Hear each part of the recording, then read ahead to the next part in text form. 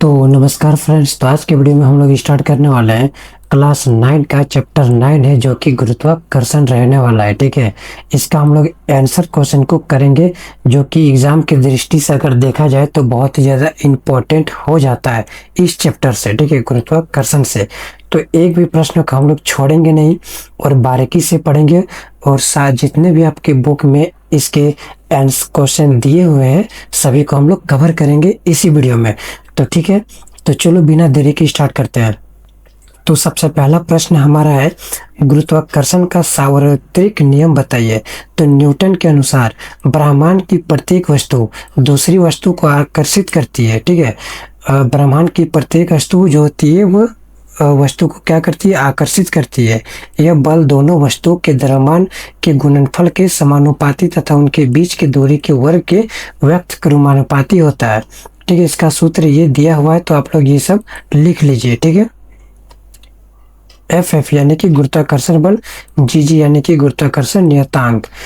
ठीक है, अब प्रश्न नंबर 2 की ओर देखते हैं। तो आप लोग यहाँ पे नोट्स बना सकते हैं। ठीक है, आप लोग नोट्स बनाइए बिना देरी के।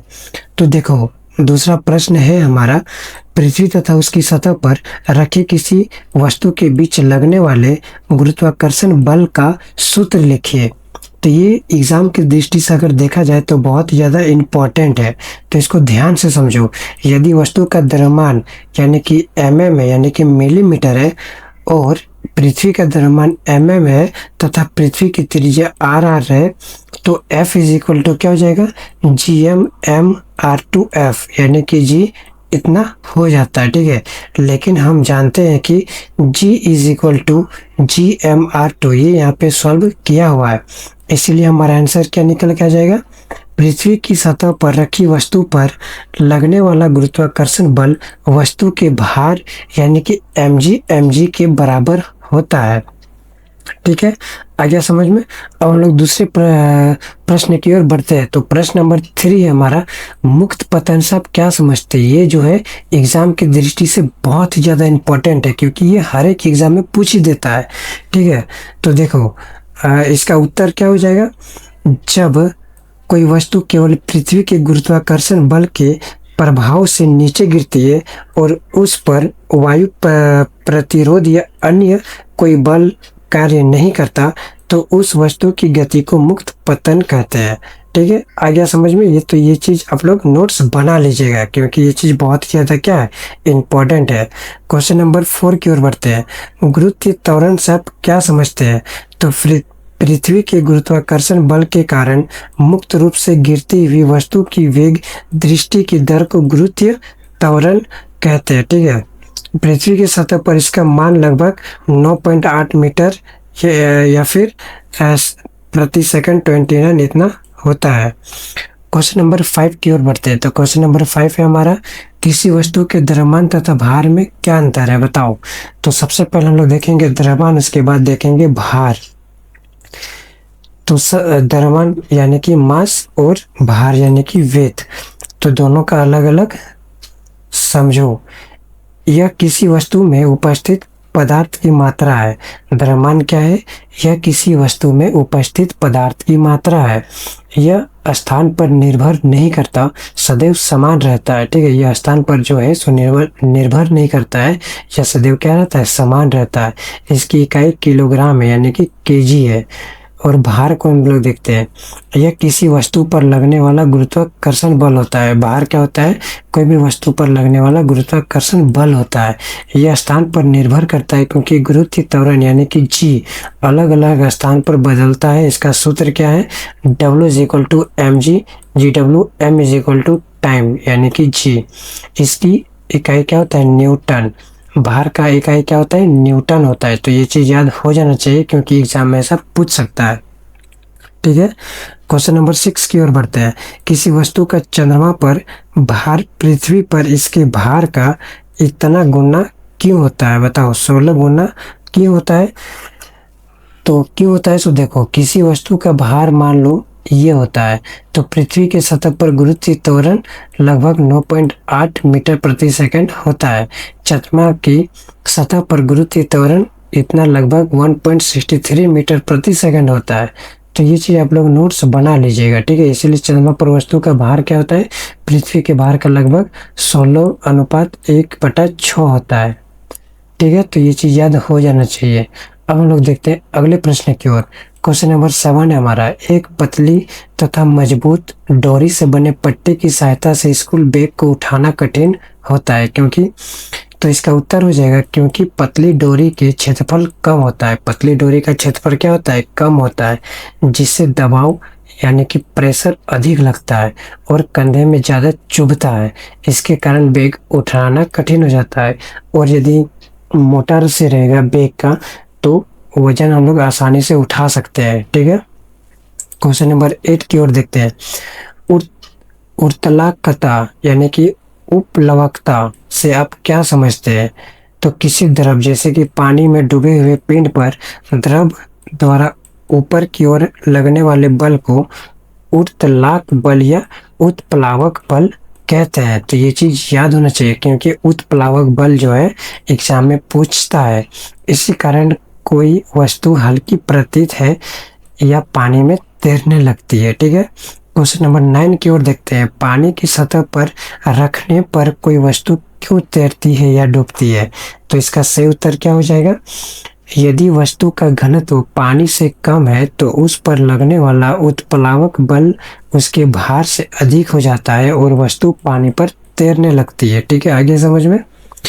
तो ये चीज़ आप लोग को याद हो जाना चाहिए और इसका नोट्स आप लोग बनाते चले, ठीक है। वीडियो को पॉज कीजिए और यहाँ से लिखिए क्योंकि एग्जाम में ऐसे ही क्वेश्चन पूछ सकता है। यदि वस्तु का घनत्व पानी से अधिक है तो उसका भार उत्प्लावक बल से ज़्यादा हो जाता है और वह पानी में डूब जाता है। आगे समझ में। अब देखेंगे हम लोग अभ्यास के प्रश्न उत्तर, ठीक है। जितने भी आपके बुक में आंसर क्वेश्चन है मैंने सारे को कवर किया है। पीडीएफ चाहिए तो हमारे टेलीग्राम चैनल को ज्वाइन कर लीजिएगा। अब हम लोग देखते हैं प्रश्न नंबर 1। तो यदि दो वस्तु के बीच की दूरी को आधा कर दिया जाए तो उसके बीच गुरुत्वाकर्षण बल किस प्रकार बदलेगा। तो किस प्रकार बदलेगा ये इसका उत्तर देखते हैं। गुरुत्वाकर्षण बल दूरी के वर्ग के व्यक्त क्रमानुपाती होता है। क्या होता है, व्यक्त क्रमानुपाती होता है। यदि दूरी आधी कर दी जाए, ठीक है, मान लो कि उसका दूरी हम आधा कर दिए तो बल कितना लगेगा, आधा बल यानी कि 4 गुना बढ़ जाएगा, ठीक है। बल क्या होगा, 4 गुना बढ़ जाएगा। दूरी आधी करने पर गुरुत्वाकर्षण बल 4 गुना हो जाता है। आगे समझ में। प्रश्न नंबर 2 की ओर देखते हैं। सभी वस्तुएं पर लगने वाला गुरुत्वीय बल उनके द्रव्यमान के समानुपाती होता है, फिर एक भारी वस्तु हल्की वस्तु की तुलना में तेजी से क्यों नहीं गिरती है। तो इसका सही उत्तर क्या है, किसी वस्तु पर लगने वाला बल द्रव्यमान होता है लेकिन त्वरण बल बट्टा द्रव्यमान होता है, लेकिन त्वरण क्या होता है, बल बट्टा द्रव्यमान। इस प्रकार भारी वस्तु पर बल अधिक लगता है। भारी वस्तु पर क्या लगता है, बल अधिक लगता है, यानी कि बल ज़्यादा लगता है, पर द्रव्यमान भी अधिक लगता है, ठीक है। द्रव्यमान में क्या लगता है, अधिक लगता है। तो हमारा लास्ट में रिजल्ट क्या आएगा, त्वरण सभी वस्तु के लिए समान होता है, इसलिए भारी व हल्की दोनों वस्तुएं समान गति से गिरती है। आ गया समझ में। अब हम लोग प्रश्न नंबर 3 की ओर बढ़ते हैं।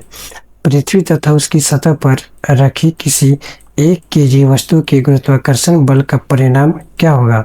तो पृथ्वी का द्रव्यमान 6 गुना 10 का पावर 24 kg तथा त्रिज्या 6.4 गुना 10 का पावर 6 मीटर है। तो ये चीज़ याद होना चाहिए क्योंकि ये चीज़ एग्जाम में पूछता है, ठीक है। हम लोग को ऐसा क्वेश्चन पूछ दिया था, मतलब कि यही वाला क्वेश्चन पूछा था घुमा के, ठीक है। तो ये चीज़ बहुत ही ज़्यादा इम्पोर्टेंट है। अगला प्रश्न की ओर देखते हैं। तो इसका सही उत्तर ये है, इसका सही उत्तर ये है। तो इसका आप लोग चाहे तो स्क्रीनशॉट ले सकते हैं, ठीक है। अगला प्रश्न की ओर देखेंगे। Question number 4। पृथ्वी तथा चंद्रमा एक दूसरे को गुरुत्वीय बल से आकर्षित करते हैं। क्या पृथ्वी जिस बल से चंद्रमा को आकर्षित करती है वो बल चंद्रमा के पृथ्वी को आकर्षित करने के बल से बड़ा है, छोटा है या बराबर है। तो आइए इसका उत्तर को हम लोग देखते हैं। तो इसका उत्तर क्या हो जाएगा, न्यूटन के गति के तृतीय नियम के अनुसार क्रिया और प्रतिक्रिया बल बराबर होते हैं। न्यूटन का जो तीसरा नियम है वो क्या कहता है कि क्रिया और प्रतिक्रिया बल जो होता है सो बराबर होता है। इसीलिए पृथ्वी चंद्रमा को जिस बल से आकर्षित करती है, चंद्रमा भी उतने ही बराबर बल से पृथ्वी को आकर्षित करती है। ठीक है, यानी कि पृथ्वी और चंद्रमा का बल सेम है। यानी कि पृथ्वी जितना जोर से खींचता है वैसे भी चंद्रमा उतना ही जोर से उसको क्या करता है, खींचता है, यानी कि आकर्षित करता है। ठीक है, अपनी ओर खींचता है।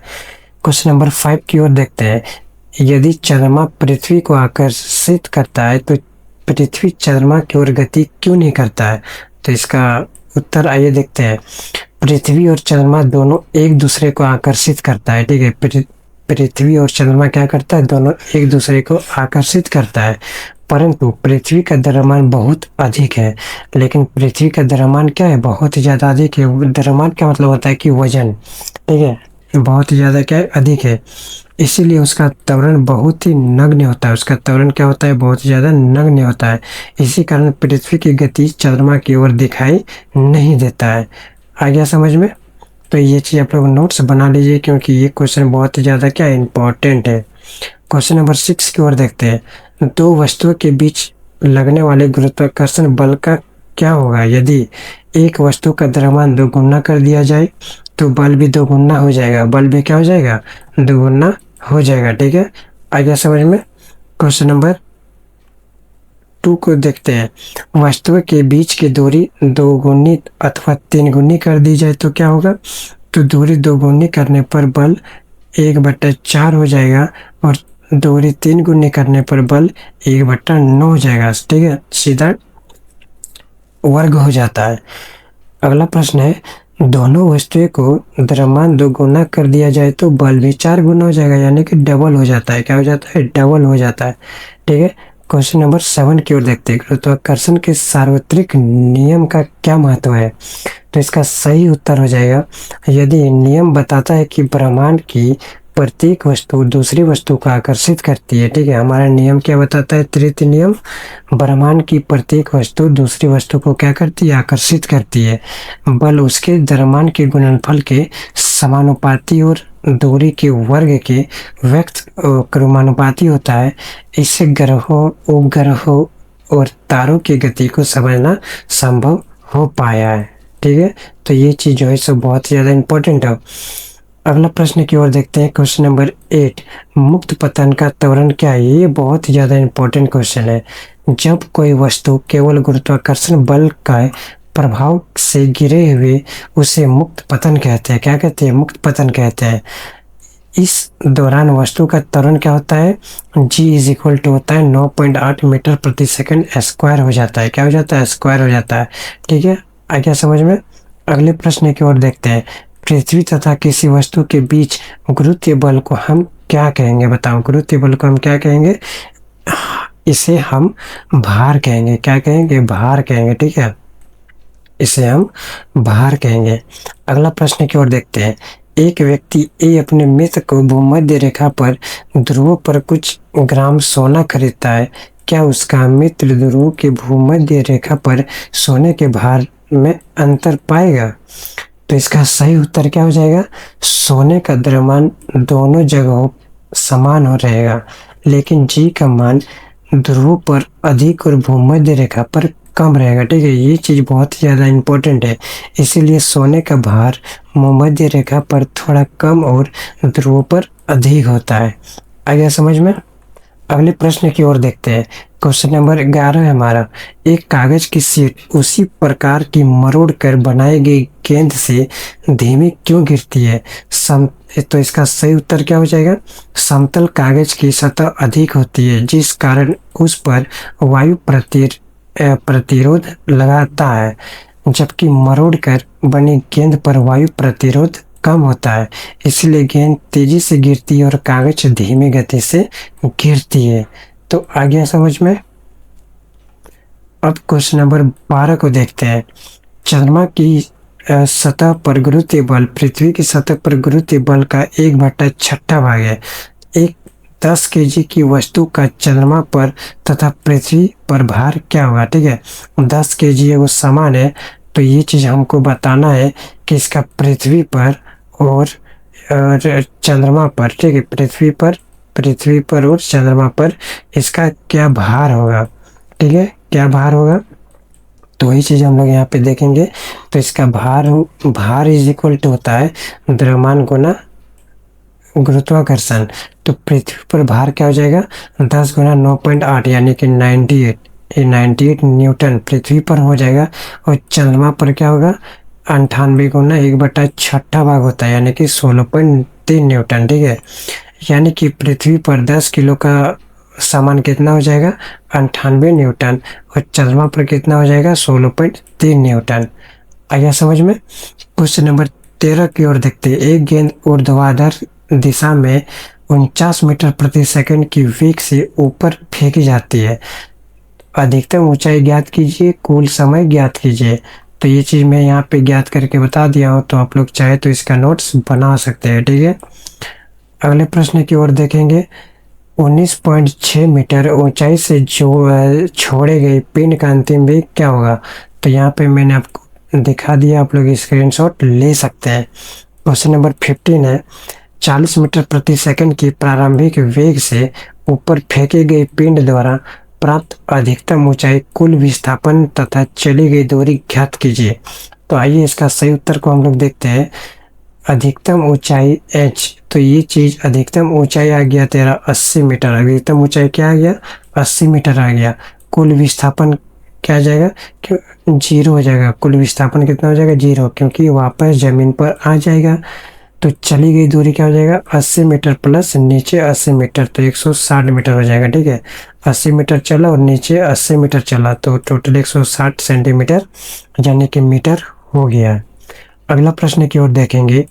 पृथ्वी तथा सूर्य के बीच गुरुत्वीय बल का परिकलन कीजिए। तो इसका सही उत्तर मैंने यहाँ पे आप लोगों को दिखा दिया, आप लोग चाहे तो नोट्स बना सकते हैं। ठीक है, अगला प्रश्न है। 100 मीटर ऊंची मीनार से गिरता पिंड और उसी समय ऊपर की ओर 25 मीटर प्रति सेकंड से फेंका गया पिंड कब और कहाँ मिलेंगे। ठीक है, तो इसका भी सही उत्तर हम लोग यहाँ पे लिख दिए हैं, आप लोग चाहे तो इसका स्क्रीनशॉट ले लीजिए। ठीक है, अगले प्रश्न है। ऊर्ध्वाधर दिशा में ऊपर फेंकी गई गेंद 6s बाद लौटती है। तो इसका भी जो सही उत्तर है मैंने यहाँ पे बना दिया है। तो ये सब मैं इसलिए नहीं बता रहा हूँ क्योंकि ये सब मैथ है। ठीक है, और मैथ यहाँ पे कैसे बताऊंगा, क्योंकि ये लिख लिख के बताना पड़ेगा। ठीक है, आप लोगों का मैथ में बहुत ही जल्दी लाने वाला हूँ, तो चैनल को सब्सक्राइब कर लेना। और ये हमारा क्वेश्चन नंबर 19 है। किसी द्रव में डूबी वस्तु पर उत्प्लावन बल किस दिशा में कार्य करता है। तो इसका सही उत्तर क्या हो जाएगा, उत्प्लावन बल हमेशा ऊर्ध्वाधर ऊपर की दिशा में कार्य करता है। ठीक है, उत्प्लावन बल कहाँ पे कार्य करता है, ऊर्ध्वाधर ऊपर की दिशा में क्या करता है, कार्य करता है। क्वेश्चन नंबर 20 है हमारा। पानी के भीतर प्लास्टिक का गुड़िया छोड़ने पर यह ऊपर क्यों आ जाता है। बताओ क्यों जाता है। प्लास्टिक का घनत्व पानी से कम होता है, इसीलिए उस पर लगने वाला उत्प्लावन बल उसके भार से अधिक होता है। इस कारण वह पानी की सतह पर ऊपर आ जाता है। ठीक है, प्लास्टिक का जो द्रव्यमान रहता है वो बहुत ज़्यादा कम रहता है पानी की अपेक्षा, इसलिए वो पानी में तैरता हुआ क्या दिखता है, नजर आता है। क्वेश्चन नंबर 21 हमारा। 50 ग्राम का द्रव्यमान और 20 सेंटीमीटर क्यूब का आयतन वाले पिंड का घनत्व ज्ञात कीजिए। क्या यह तैरेगा या फिर डूबेगा। तो आइए इसको ज्ञात करते हैं। इसको घनत्व इज इक्वल टू होता है द्रव्यमान बट्टा आयतन। तो हमारा द्रव्यमान 50 है और आयतन 20 है, तो इसमें इसको हम लोग अगर सॉल्व करेंगे तो कितना आ जाएगा, 2.5 ग्राम प्रति सेंटीमीटर क्यूब।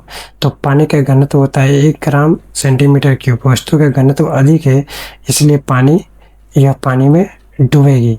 ठीक है, वस्तु का घनत्व क्या अधिक है, ये 2.5 ग्राम है और पानी 1 ग्राम है।